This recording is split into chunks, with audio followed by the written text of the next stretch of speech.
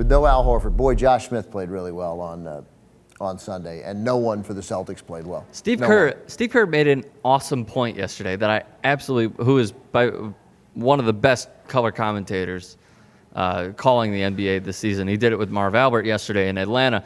And he said, man, it's amazing how much Josh Smith's, well, my mic is going out. It's amazing how much Josh Smith's game has improved, specifically his jump shot. Because when they played the Bulls last year, and you were in Atlanta, and you'd see him pull up from about 20 feet, the crowd would go,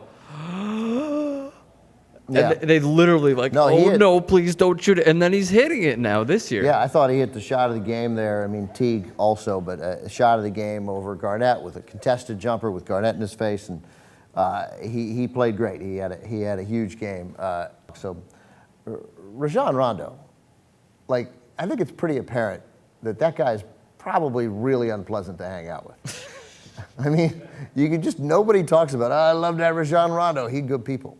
Man, I mean, you talk about how he's got to lead that team. He's the point guard. He's so good. And they make a run there. They get within 5. Maybe they get within 4. They were within 4 at that point. There's a loose ball, 2 seconds on the shot clock. I don't know what the referee in his right mind was thinking to make that call. That's a terrible call. That's a jump ball with 2 seconds on the shot clock. Nobody fouled anybody. The ball's on the ground. Nobody has control. They call the foul on the Celtics. I'd gotten mad too. I might have even gotten the first tech. But then you bump the guy, and now you're at risk of being suspended for game 2. I suspect he's going to be suspended for game 2 because that was clearly, he did trip. His foot got tied up with the ref's foot.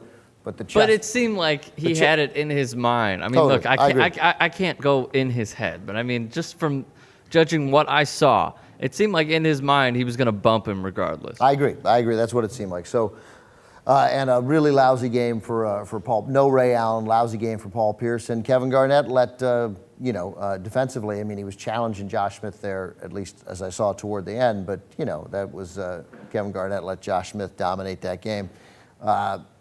I'd like to see the Celtics play the Bulls. I think the Celtics got a better shot of beating the Bulls if they're full strength. And I love Doc Rivers. He's like my favorite coach in sports.